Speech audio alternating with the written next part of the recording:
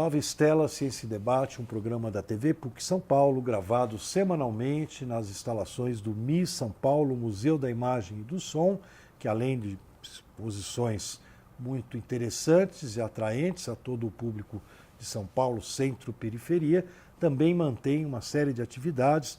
Muitas vezes nessa linda sala de cinema nós passamos um filme e promovemos um debate sobre ciência, o Cine Ciência, está na programação do MIS, para quem quiser conhecer e acompanhar, e semanalmente nós gravamos um programa com um convidado muito especial que vai abordar algum tema da ciência ou algum tema da literatura. A literatura é fruto de que a minha participação no Nova Estela criou o Nova Estela Ex Libris, onde a gente vai atrás de escritores, editores, livreiros, agentes públicos que estejam envolvidos com a leitura. Hoje nós estamos trazendo de volta ao Nova Estela, quem quiser só no YouTube e procurar, o querido Isaías Almada, que já esteve conosco. O Isaías lançou um livro lá nos Estados Unidos. Né? Canadá, desculpa. É que também, Canadá e Estados Unidos. Eu morei no Canadá, coitado do Canadá. O Canadá é a fronteira ali dos Estados Unidos, mas tem razão, desculpa. É a editora Mosaico, que é do Canadá, em parceria com o Matheus Gracelli, que é quase um canadense, já há décadas que ele foi para lá.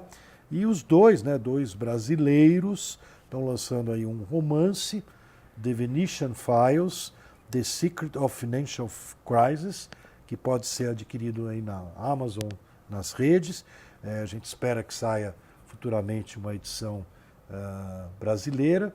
Na verdade, Isaías, eu não te convidei hoje para a gente atacar novamente o livro, né? A gente tem outros assuntos que não tivemos oportunidade de abordar, mas Isaías, antes da gente aprofundar aí um pouco a sua história aí como escritor, como militante aí na história da cultura brasileira, nos conta uma coisa, como é que é essa experiência de se lançar, uma coisa rara, um livro de brasileiros lançado primeiro do Canadá para depois sair no Brasil? Como é que é isso? Foi uma coincidência, na verdade, né? Como eu disse anteriormente, eu recebi um convite do Matheus, uma vez que estive lá com ele, para escrever esse livro, e como ele mora no Canadá, se envolveu na escrita de uma maneira assim muito significativa, né? Trabalhou comigo, corrigiu coisas minhas, eu corrigi coisas minhas na área da redação, da literatura propriamente dita. Ele uma vez conheceu, uma vez não, ele conheceu alguém no Canadá que trabalhava com divulgação de livros em feiras internacionais de livros. Ele falou, por que você não vai para Frankfurt, para uma feira de Frankfurt? Ele ia. Ele acabou não indo, deixou para o ano seguinte ir à feira de Londres. E conheceu esse editor que se interessou pelo livro e disse, vamos publicar. Como não havia ainda sido dito nada a algum editor brasileiro, e surgiu um editor canadense que se dispôs a publicar, falei, então vamos deixar o livro sair, até porque, e eu digo isso assim até um pouco com algum constrangimento, porque não vai aqui uma avaliação ou uma crítica e tal, mas existe ainda, até na área da literatura, aquela coisa de se o livro sai no exterior e acontece alguma coisa com ele, e nós esperamos que aconteça, ou seja, a editora com certeza está esperando que o livro venda, porque se isso acontecer, isso facilita até você encontrar editoras em outros países, inclusive no Brasil. Então, foi uma circunstância de percurso. Não estava pensado assim, mas aconteceu. E eu, particularmente, só conheço, fiquei sabendo isso pelo Jiro Takahashi, que citamos aqui no outro programa. Nosso colega editor aí. Colega editor, que só um livro chamado Zero, daquele Inácio de Loyola Brandão, que foi lançado na Itália antes e depois no Brasil, naquela época, por causa da censura no Brasil. É verdade. O Zero do Loyola. Do Loyola. Eu lembro ele contando isso uma vez. Acho que ele ganhou um prêmio Jabuti, alguma coisa assim. Uma Eu coisa encontrei assim. com ele, ele me contou esse fato curioso de sair primeiro no exterior e depois no Brasil, né? Então, por isso o livro saiu lá primeiro. Maravilha, Isaías. Então, boa sorte aí com o teu The Venetian Files. Estaremos aqui sempre divulgando. Quando sair a edição brasileira, a gente faz um barulho aí numa festa literária Eu da agradeço. PUC. Mas eu te convidei para voltar para o Nova Stella, né? Você é um escritor que tem já... Esse é o teu 13º, você estava dizendo 14º livro, né? Você tem outros romances. E, particularmente, eu queria que você desse uma pincelada para nós, né? A parte que relaciona a tua experiência com o preso político. Eu sei que não é um momento mais glorioso da sua vida, né? Mas é um momento importante, até porque a história do Brasil hoje em dia, daqui a pouco estão negando que a gente, né? Negam tudo, né? Ah, sim. Negam que existiu o golpe de 64, né? O que é um absurdo, porque negar a história, quando você faz parte dela e é contemporâneo ao acontecimento, é difícil você apagar, passar a borracha em cima. Tem gente que tenta, mas não é bem assim que as coisas acontecem. O meu primeiro romance tem um pouco a ver com isso, porque lançado pela Estação Liberdade, chamado A Metade Arrancada de Mim, que na verdade é uma frase do Chico Buarque de Holanda, de uma das músicas do Chico, né? Até há uma curiosidade, porque o Giro, que editou o livro na época, a pedido. Depois de uma conversa com um jornalista e pessoa também muito conhecida na área trabalhava na Ática com o Giro, quando o Giro saiu para montar a Estação Liberdade, o José Adolfo de Granville Ponce, que foi meu companheiro de anos lá no Tiradentes, no Presídio Tiradentes. E eu comecei a escrever, na verdade, já um pouco tarde, depois dos 40 anos. Eu tive algumas experiências anteriores, mas eu era muito tímido, era só até hoje. E achava que aquelas coisas que eu escrevia não iam interessar ninguém. Foi quando eu procurei esse meu amigo Granville, eu sabia que ele trabalhava na Ática, que tinha conhecimento em outras editoras e tal, e disse: ô Granville, eu tenho aí uns contos escritos, eu gostaria de mostrar isso a alguma pessoa, você está lá na Ática e tal. Eu falei: você lê, eu entreguei para ele acho que 10 ou 12 contos que eu escrevi entre 86 e 88, eu fui ali rabiscando umas coisas e tal, chegou a esse número, mais ou menos. Ele falou: dá aqui. Levou, eu esperei a opinião dele, e um dia ele me chamou e falou: Isaías, olha, eu não vou te dar opinião nenhuma não, eu li, não quero te falar nada. Você vai levar isso para um amigo meu, que agora tem a editora dele, que é nova, e eles estão buscando novos autores e tal. Eu falei: tá bom. Aí ele me apresentou ao Giro Takahashi, eu fui até a Estação Liberdade, que era numa rua ali na Liberdade, que eu não me lembro o nome agora. Perto da Conselheiro Furtado, eu lembro. Isso. Eu fazia cursinho, andava por ali, passava. Exatamente. Eu levei, entreguei para o Giro, ele falou: ó, eu vou ler e daqui uns dias eu te dou a minha avaliação.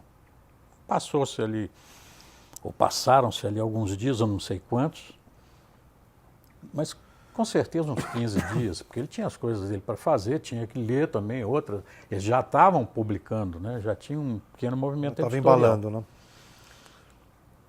E ele me chamou lá, eu falei: opa, hoje...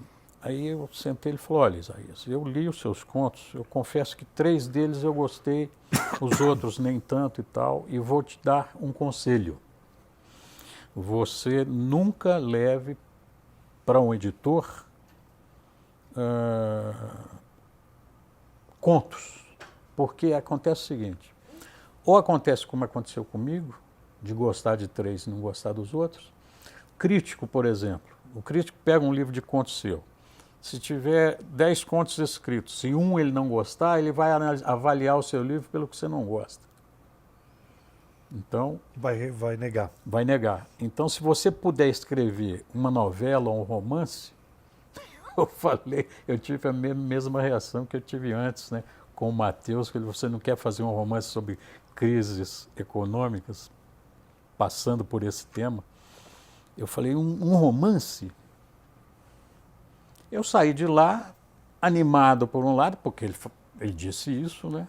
E eu tinha uma história minha que tinha sido premiada num concurso de roteiros da Secretaria de Cultura Aqui de São Paulo. daqui de São Paulo, chamado Ruth, era o nome da personagem. O título era só Ruth.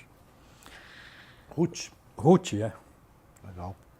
E eu fui para casa, falei, eu vou tentar pegar esse conto e transformar num romance. E fui. Não sei quanto tempo eu levei, não me lembro sinceramente. Voltei com o romance, com esse romance aí, com esse título.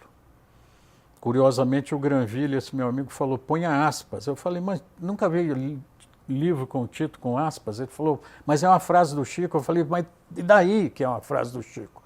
Não, ponha aspas. E até hoje eu não gosto, eu não tenho mais o livro comigo. Esse é bom, também é uma tiragem que foi na época de 3.000 exemplares. Esse livro acabou. Esgotou.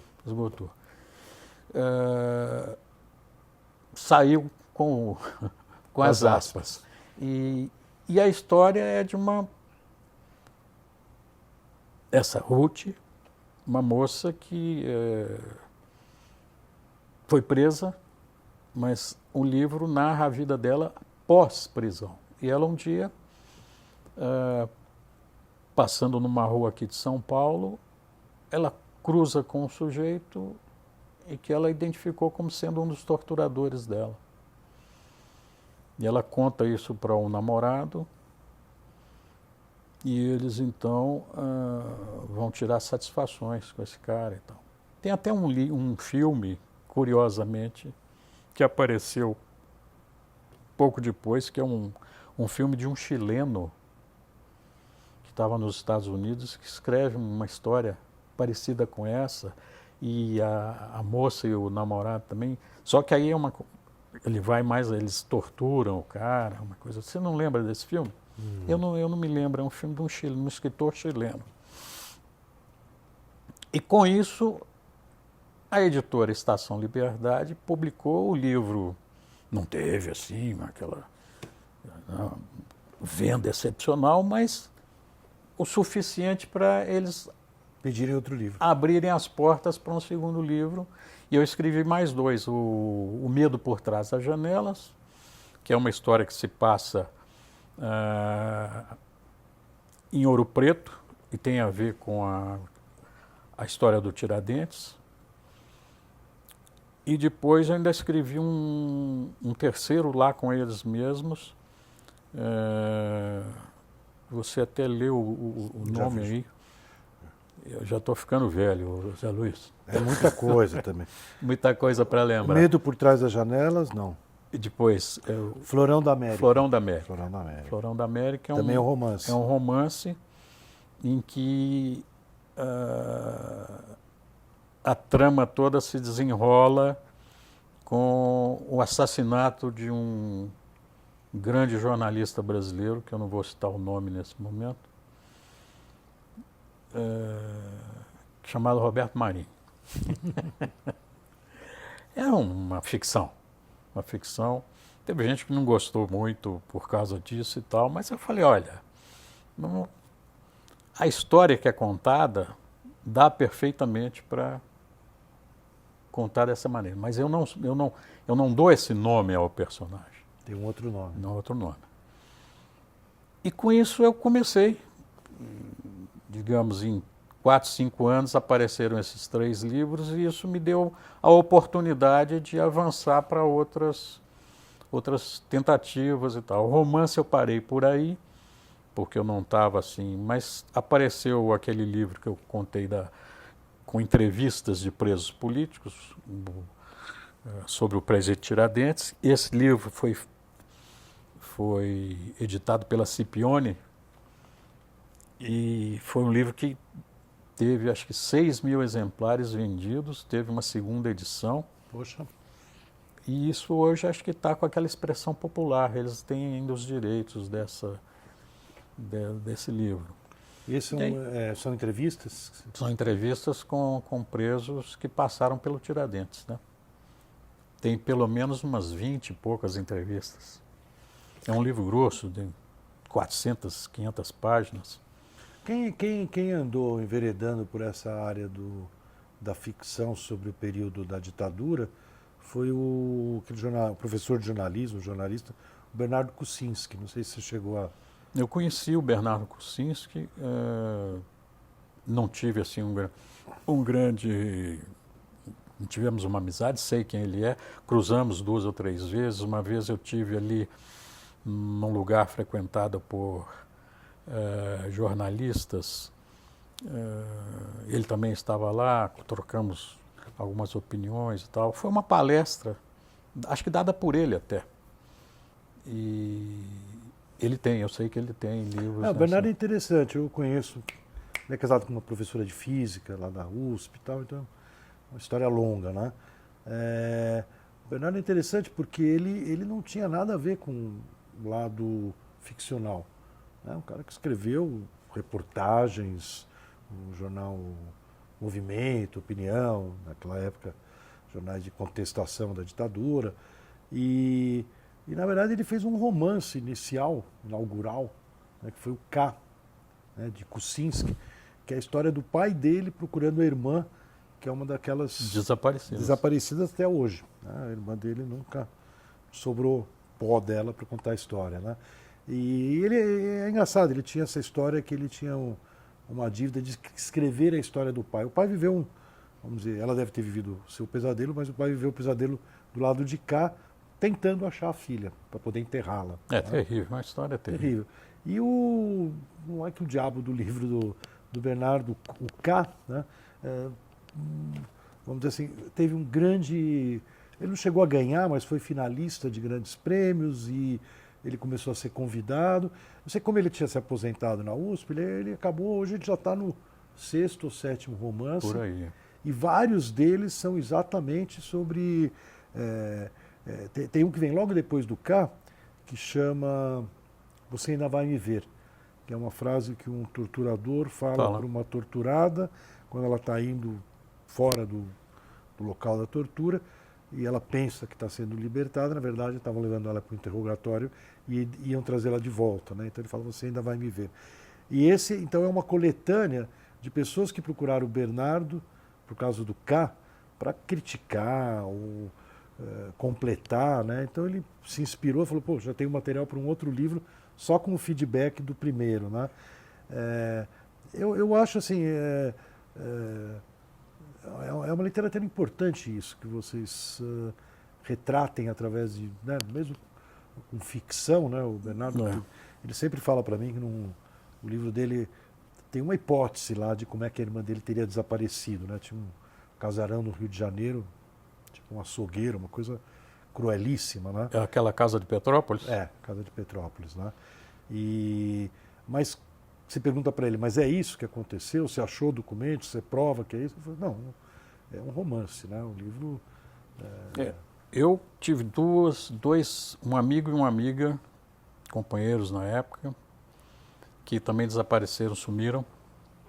Um era o Eduardo Leite, conhecido por Bacuri, e a Helene Guariba, que era uma pessoa de teatro, que eu a conheci também em teatro, que estudou em Paris teatro, até o Teatro Nacional Popular de Paris, e que voltou para o Brasil e trabalhou com o Augusto Boal ali no Teatro de Arena, onde eu também trabalhei nos anos 60. Você escreveu sobre o Teatro de Arena, né? Eu tenho um livro sobre o Teatro de Arena, por acaso eu não tenho cópia dele.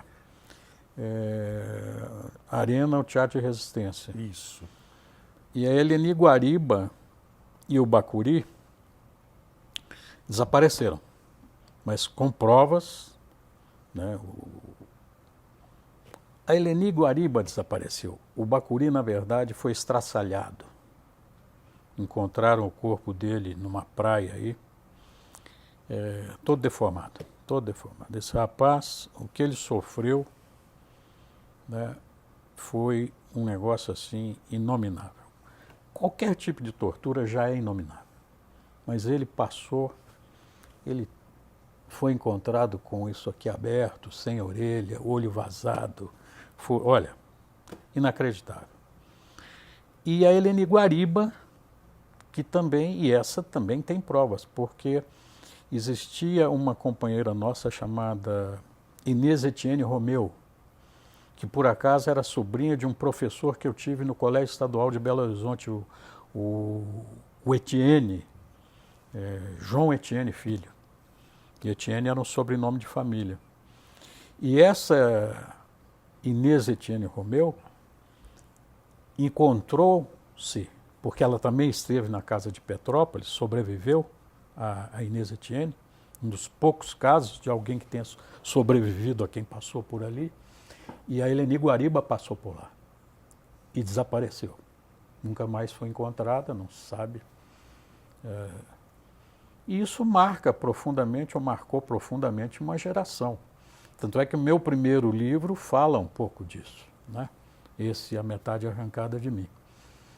E eu fico pasmo, sinceramente, isso é uma coisa que nunca entrou, que o país tenha elegido um presidente que o seu herói é um dos piores torturadores do país, naquela época, chamado Ustra. Eleger um homem desse é, para mim, uma coisa incompreensível. Mas fazer o quê, né? O país fez essa opção e agora estamos vendo aí as coisas, como é que é. Na verdade, né, não sei se você faz essa conexão, mas há quem diga, né, que o Brasil nunca enfrentou o problema de colocar, por causa da anistia, né, aquela anistia ampla e restrita, que vale para os dois lados, então nunca, na verdade, enfrentou de julgar, de investigar a tortura, né? Ao contrário da maioria dos países da América do Sul. A Argentina fez isso, o Uruguai fez isso, o Chile fez isso. Esses três com certeza fizeram isso. E puniram.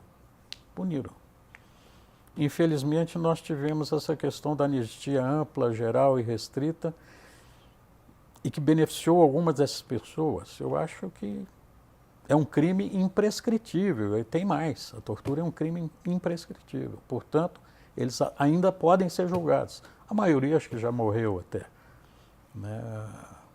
Mas é uma mancha na história política brasileira gravíssima, né? E a esquerda, eu não estou aqui para julgar ninguém e tal, mas devia ter sido mais decidida nessa situação, né? Eu acho que nós aqui sofremos algum problema qualquer de...